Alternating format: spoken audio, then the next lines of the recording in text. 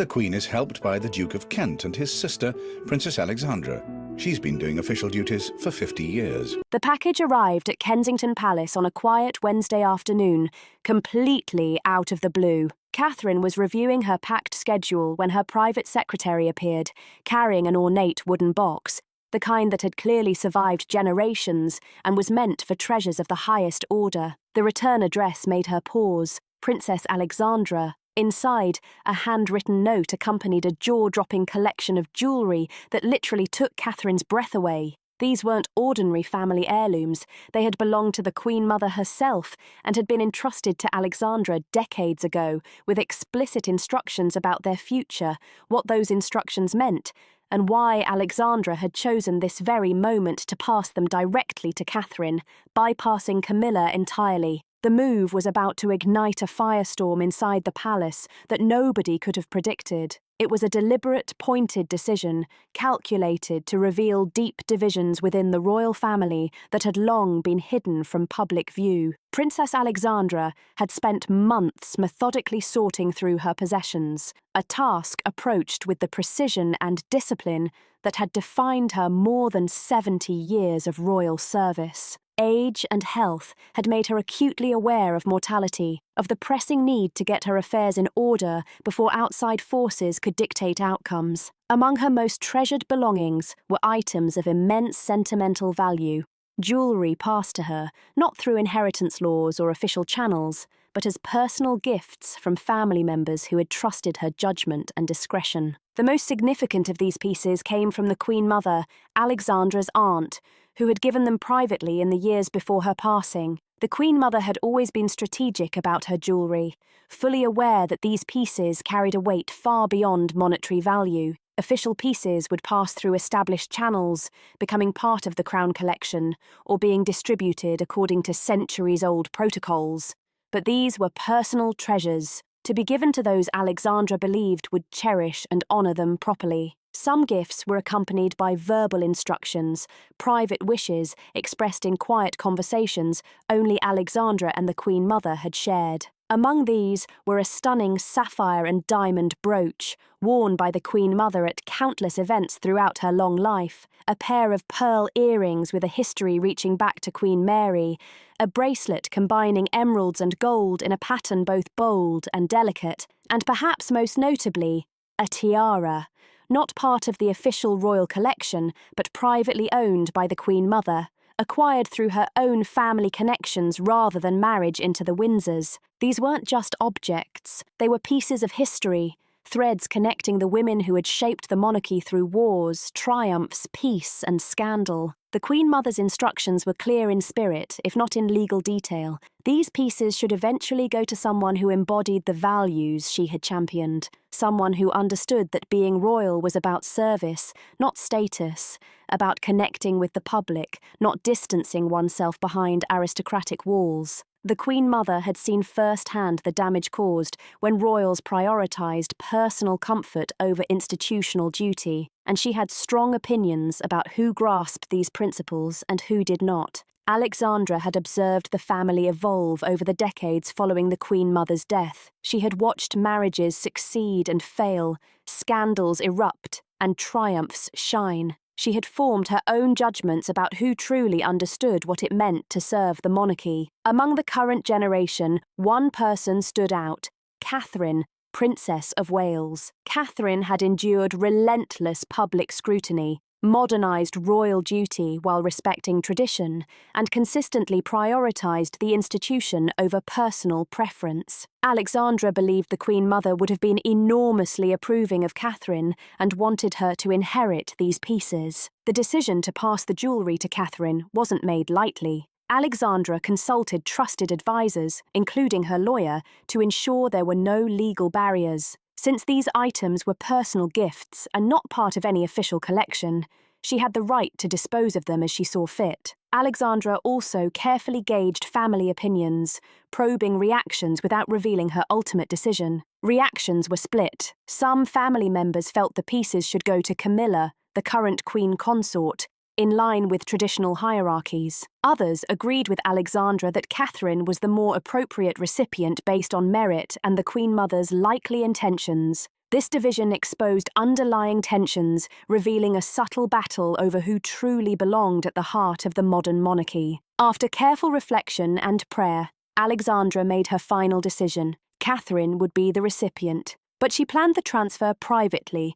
avoiding a public spectacle that could be seen as calculated to embarrass Camilla. Each piece was professionally cleaned and appraised, then carefully packed with full documentation detailing provenance and significance. Alexandra wrote a personal letter to Catherine, explaining the history of each piece, the Queen Mother's connection, and why Catherine had been chosen. The letter was warm, but it carried a subtle implicit message. You are the future of this family. These pieces represent the best of our past. Honor them by continuing to live the values they embody. Once ready, Alexandra arranged for the package to be delivered straight to Kensington Palace, bypassing official channels that might intercept or question it. She wanted Catherine to receive the gift privately, with time to process its significance without pressure or scrutiny. What Alexandra did not anticipate, however, was how quickly word of the transfer would leak, and how explosive the reaction would be once the world learned of it. A gesture meant to show confidence and support was about to become a very public statement about power, favoritism, and the monarchy's future direction. Catherine opened the box in her private sitting room, away from staff and family, wanting to examine the contents without an audience. When she laid eyes on the treasures inside, she actually gasped. The pieces were breathtaking, each a masterpiece carrying decades of history. She carefully picked up the sapphire brooch, feeling its weight in her hand and imagining the Queen Mother wearing it. The craftsmanship was extraordinary, the kind that rarely exists in today's jewellery world. Each piece spoke of a different era and aesthetic, yet all shared a timeless elegance that transcended trends. Catherine read Alexandra's letter twice, absorbing every word and nuance. It explained the provenance of each piece with scholarly detail, but also included personal reflections on the Queen Mother's character and values. Alexandra wrote about the Queen Mother surviving bombing raids during World War II, refusing to leave London, visiting wounded soldiers, and walking through bombed neighbourhoods. She had understood that being royal meant being present in hardship, not retreating to safety. The parallel to Catherine's own approach was unmistakable. You understand what she understood. That is why these belong to you. The gift, however, created an immediate dilemma. Catherine recognised it even as she appreciated the gesture. These pieces, especially the tiara, were significant enough that their transfer would not go unnoticed. People would ask where they came from, research their history, and learn they had belonged to the Queen Mother. Questions would inevitably arise. Why Catherine and not Camilla, who as Queen Consort might have expected to receive items connected to previous queens? The gift, however well-intentioned, had the potential to spark exactly the kind of family tension and public speculation that Catherine had spent years trying to avoid. Her first instinct was to return the pieces to Alexandra with a gracious note, explaining that while she was deeply honoured, she could not accept items that might cause family discord. But even as she considered this response, Catherine knew it would insult Alexandra, who had made the gesture with great thought and care. Alexandra was in her 80s, having served the royal family her entire life with quiet dignity, and she had chosen to honour Catherine in a profoundly personal way. Refusing that honour felt impossible, even if accepting it might stir complications. Catherine sat for hours, the jewellery laid out before her, turning each piece over in her hands, trying to find a path that respected Alexandra's wishes, while also navigating the delicate and often unforgiving dynamics of royal hierarchy. After hours of reflection, she decided to bring her husband, Prince William, into the discussion. That evening, when he arrived home, she showed him the ornate box and explained what had occurred. William's reaction was layered and complex. He immediately understood why Alexandra had chosen Catherine and agreed that his wife embodied the qualities the Queen Mother had cherished and valued. But he also recognised the potential minefield this situation represented. To outsiders, it could easily appear as a slight against his stepmother. The suggestion that Catherine was more deserving than Camilla of honouring the Queen Mother's legacy required delicate handling to avoid triggering unnecessary hurt or igniting conflicts that would serve no purpose for the family or the institution. The couple spent hours weighing options late into the night. They could accept the gift, but keep it completely private, never wearing the pieces publicly to avoid attention. They could inform Camilla directly before rumours reached her, framing it as Alexandra's personal choice based on long-standing instructions rather than any contemporary judgment on their part. Or they could offer to place some of the items in the royal collection, though that would slightly defeat Alexandra's original intention of a personal, meaningful gift. Every option had benefits and drawbacks, yet none could fully erase the awkwardness inherent in the situation. The choice was abruptly taken out of their hands when a staff member, unaware of the gift's significance, casually mentioned it to a colleague. That colleague passed it along, and within 48 hours, whispers had spread through palace networks. Catherine had received jewellery that bypassed Camilla entirely. The whispers didn't stay quiet for long. A journalist with palace sources got wind of the story, and suddenly Catherine and William were fielding questions about a gift they had hoped to keep private. The couple had to act fast, and Catherine decided to be proactive rather than reactive. She called Alexandra directly, thanking her warmly for the gift and explaining that news of it was about to reach the public. She asked Alexandra if she was comfortable with releasing a statement that outlined the gift's history and Alexandra's reasoning. Alexandra agreed without hesitation, saying she had nothing to hide and was proud to have entrusted the pieces to someone she believed would honour them properly. With Alexandra's blessing, Catherine worked with the palace communications team to craft a statement that could preempt the tabloids from twisting the story. The statement was carefully worded. It acknowledged that Catherine had received jewellery from Princess Alexandra, previously owned by the Queen Mother, and clarified that these were personal items, not part of any official collection. It highlighted that Alexandra had chosen to give them to Catherine in recognition of her dedication to royal service and her embodiment of values the Queen Mother had championed, and concluded by thanking Alexandra for the generous, meaningful gift. The statement deliberately avoided mentioning Camilla or explaining why she had not received the pieces. That omission was intentional, a strategic move designed to keep focus on the positive gesture rather than on who had been excluded. Camilla, however, learned of the gift the same way much of the public did, through news reports online, before the palace's statement was officially released. She was enjoying tea with friends when her phone began buzzing non-stop with links to articles detailing Catherine's receipt of the Queen Mother's private collection. At first, confusion hit her. She hadn't known such a collection existed in Alexandra's possession. She hadn't realised the Queen Mother had distributed personal items outside official channels. As she read further and grasped the significance of what had been given to Catherine,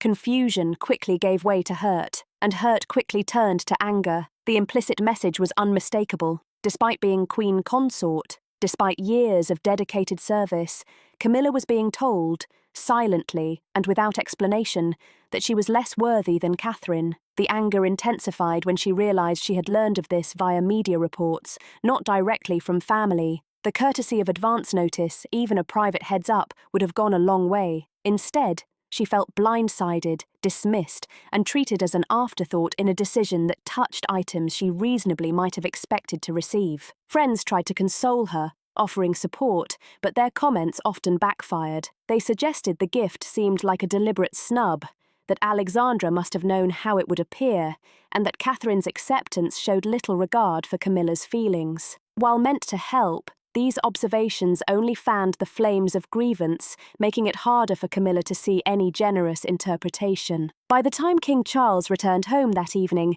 she was fully convinced she had been intentionally slighted, and something needed to be said, or done. Charles, meanwhile, found himself trapped between two undeniable truths. He understood his wife's hurt feelings, but also recognised that Alexandra had acted within her rights, and that Catherine had done nothing wrong by accepting a gift from an elder family member. He tried to reason with Camilla, explaining that the pieces had been Alexandra's personal property, that their transfer to Catherine was not a statement about Camilla's status or worth. Camilla, however, was not in a mood to reason. She felt the slight acutely and demanded acknowledgement that the situation had been handled poorly. The argument that followed became one of the most serious disagreements in their marriage to date. Camilla accused Charles of always defending William and Catherine while dismissing her legitimate concerns. Charles countered that Camilla was making the matter personal when the true issue was Alexandra honouring the Queen Mother's wishes. Camilla fired back, insisting that the Queen Mother's instructions, if they truly existed, were decades old and could not override the current reality of who held the position of Queen. The conversation spun in circles, both entrenched and unwilling to concede, while palace staff overheard, noting the tense discussion stretched over an hour. Camilla eventually left the room in tears. Exhausted and frustrated, Charles picked up the phone to call William, hoping to figure out how to manage the fallout. Father and son had a candid discussion. William was sympathetic to Camilla's feelings, but firm. Catherine had done nothing wrong. The gift had been unsolicited. Refusing it would have insulted Alexandra. The timing and method of the transfer, though debatable in optics, reflected Alexandra's desire to honour private instructions from the Queen Mother, not a judgment about the current royal hierarchy. Charles suggested that Catherine reach out to Camilla directly, woman to woman, to smooth tensions. William agreed this could help, but he was clear, Catherine would not apologise for accepting a gift she had every right to receive. Charles understood, but hoped the conversation might at least cool tempers and prevent the situation from escalating into a prolonged family feud. William relayed his father's suggestion to Catherine. She hesitated. She had not sought this drama, and had carefully tried to handle the gift with discretion. She did not feel she owed Camilla an apology. Still, she recognised the value of family harmony and the potential problems that prolonged tension between her and the Queen Consort could create for everyone. After some internal debate, Catherine agreed to reach out to Camilla. She was firm, however, with William. She would express understanding of Camilla's feelings without admitting that anything inappropriate had occurred. The phone call was tense, measured, and awkward. Catherine began by acknowledging that the situation must have been surprising and expressed hope that Camilla knew no offence had been intended. Camilla's response was cool, polite, yet guarded.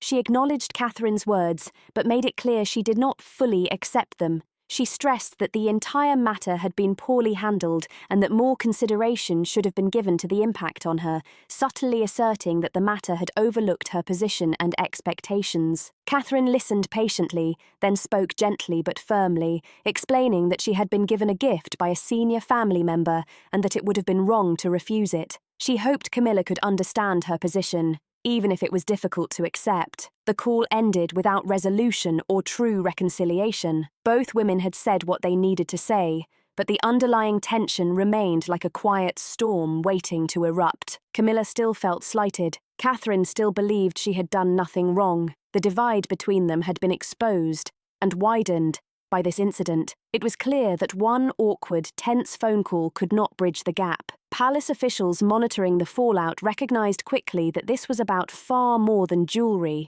It was about questions of status, respect, and whose position in the family hierarchy truly mattered. These issues had simmered quietly for years, but the jewelry gift brought them into sharp, unignorable relief. News of the gift dominated royal coverage for days.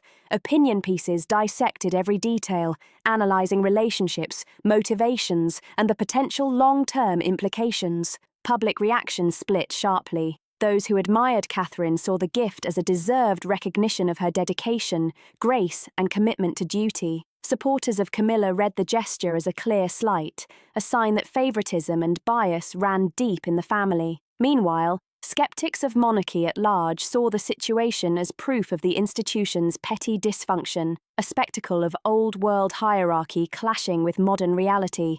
Royal commentators debated endlessly. Some argued Catherine represented the future of the monarchy, while Camilla's time in the spotlight was inevitably limited by age and role. From this perspective, giving such significant pieces to Catherine made strategic sense, ensuring they would be appreciated, displayed, and worn for decades to come. Others argued protocol mattered. The Queen Consort should have priority for items connected to previous monarchs, regardless of personal merit or the future outlook. The conversation became a proxy battle for deeper questions. Should the monarchy honour tradition or modernisation, hereditary status or earned respect? Social media amplified the drama, turning a private gesture into a viral spectacle.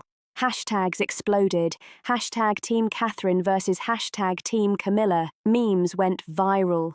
Opinionated comments flooded feeds.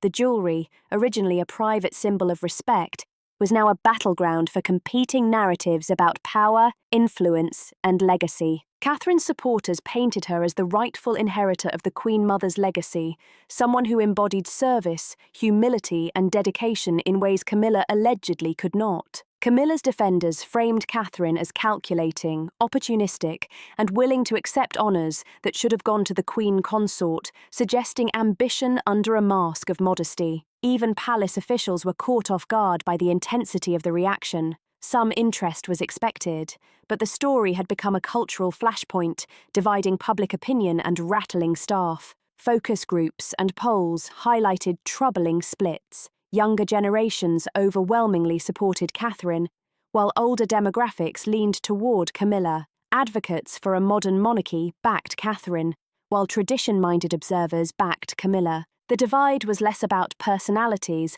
and more about what each woman represented in the public imagination. Alexandra watched with growing concern as the fallout intensified. Her original intention had been simple: honour the Queen Mother's wishes and acknowledge someone she believed truly deserved recognition. The idea that her gesture could be weaponized in a public battle for perceived status or favoritism had never crossed her mind. She briefly considered issuing a statement to clarify her intentions, but advisors urged caution. Any comment risked being twisted and used by one side or another. The best course, they concluded, was to let the controversy burn itself out. Catherine found the situation equally exhausting and dispiriting. Years of careful navigation and avoidance of palace drama had not prepared her for being thrust into the centre of a storm she had not created and could not control. She stopped reading news coverage and social media commentary, knowing engagement would only heighten frustration. Instead, she focused on her projects, patronages, and responsibilities that truly mattered. She attended events, met with organisations, and threw herself into her duties as Princess of Wales, all while trying to ignore the noise surrounding the jewellery gift and its rippling impact. William, protective of his wife, was frustrated by what he saw as manufactured drama. In private conversations with palace staff, he made it clear that Catherine deserved defence from unfair attacks and that narratives questioning her judgment should be challenged. Some officials followed his direction, others hesitated, wary of taking sides in what was increasingly framed as a rivalry between Catherine and Camilla. The caution irritated William, but he understood the delicate politics. Palace staff served the institution first, and personal allegiance came second. Charles worked behind the scenes to calm tensions, publicly maintaining neutrality while quietly urging media contacts to move on to other stories. He also spoke to family members, reminding them to reduce rhetoric and avoid escalating the situation. He specifically focused on Camilla's circle, emphasizing that public attacks on Catherine would reflect poorly on Camilla, not help her. Gradually, through careful management, the intensity of coverage began to fade. 6 months later, the public controversy had mostly subsided, but within the family, the impact lingered. Relationships were tested, and in some cases, permanently altered by how individuals reacted to the gift. Catherine and Camilla maintained a cordial but distant rapport. They spoke when necessary at family events, but no longer made efforts to foster warmth or connection. The fragile ease that had once existed between them,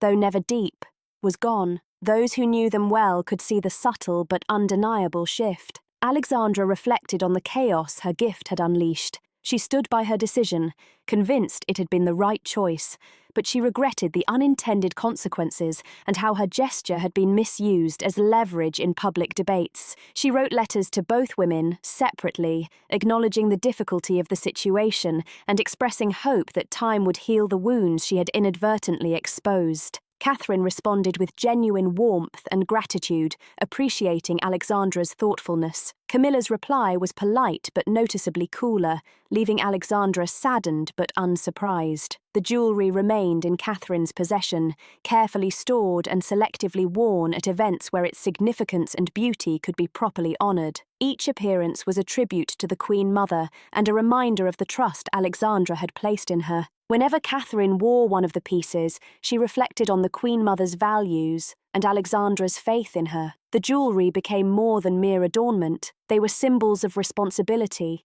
reminders of the legacy she was entrusted to uphold. She approached her role with renewed focus, determined to ensure her work and conduct reflected the confidence placed in her by previous generations. Within palace circles, the controversy revealed fractures that had existed but were long papered over. Clear factions emerged: Team Cambridge and Team Cornwall. These informal divisions influenced staffing, event planning, and allocation of support from institutional resources. While not erupting into overt conflict, the subtle rivalries introduced inefficiencies and tension, making palace operations more complicated than they had been before. Senior officials who tried to remain neutral found themselves suspected by both camps of secretly favouring the other. King Charles attempted to address these divisions through a series of family meetings aimed at clearing the air and improving communication, but the sessions were tense, awkward, and occasionally heated. Grievances brought up went far beyond the jewellery itself,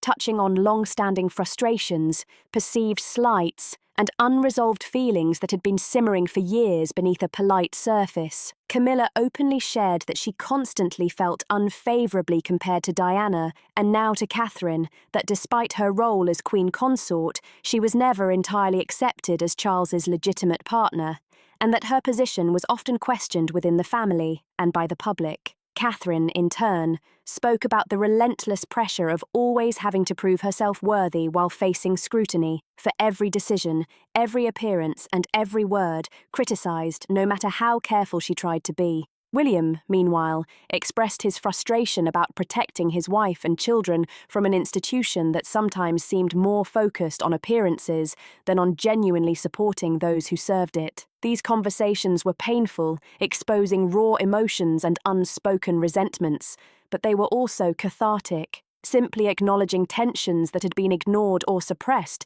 created space for managing them in a more constructive way. Charles emerged from the meetings with a clearer understanding of the challenges his family faced, along with a renewed determination to balance competing needs and interests more fairly. He knew he could not solve every problem or make everyone feel equally valued, but he could strive to be more aware, more responsive, and more intentional in how he handled these delicate dynamics. It was a start, imperfect, but necessary. The broader lesson from the jewellery controversy became evident. Symbolic gestures, even when made with the best intentions, could have consequences far beyond their original purpose within an institution as complex and heavily scrutinised as the monarchy. Alexandra's gift had been meant as a private honour for Catherine, yet it became a very public statement about hierarchy, power, and perceived worth. Future decisions about family heirlooms and personal gifts would now be made with heightened awareness of how they might be interpreted and what rifts they might expose or deepen. Some spontaneity and warmth were lost in this increased caution, but the alternative, repeated public controversies, was far worse. Years later, historians examining this period would point to the jewellery incident as a vivid example of the tensions in a monarchy struggling to modernise while honouring tradition. The royal family had to navigate the delicate balance between hierarchy and merit, private legacy and public expectation. The incident itself was relatively minor in historical terms, but it illuminated challenges the monarchy would continue to face as it attempted to stay relevant while preserving centuries-old customs. Catherine kept Alexandra's letter in a private safe, occasionally rereading it when she needed a reminder of why her work mattered and the values she was entrusted to embody. The Queen Mother's jewellery, as beautiful as it was, mattered less than the message behind the gift. Someone who had served the crown with distinction for decades believed in Catherine's ability to continue a legacy stretching back generations. That vote of confidence meant more than any physical object ever could, and Catherine worked every day to live up to it. Whether she succeeded was for history to judge, but she never stopped trying. That is the complete inside story of the jewelry gift that exposed hidden divisions in the royal family and sparked a fierce battle over legacy, hierarchy, and who truly deserves to inherit the symbols of the monarchy's past. The tensions revealed are still shaping relationships, influencing decisions, and guiding behaviour behind palace walls today. If this deep dive into royal family dynamics fascinated you as much as it did us, make sure to hit that like button, subscribe, share this video, and drop a comment below with your thoughts. We dig into stories that others overlook, exposing the secrets behind the public face of royalty. The truth that changes everything is coming. Explosive revelations about the royals are on the way. Stories that will shock you and make you question everything you thought you knew. Don't miss a single moment. Subscribe, turn on notifications, and join us as we reveal what really happens when palace doors close and the cameras turn off. The truth is waiting. Are you ready to see it?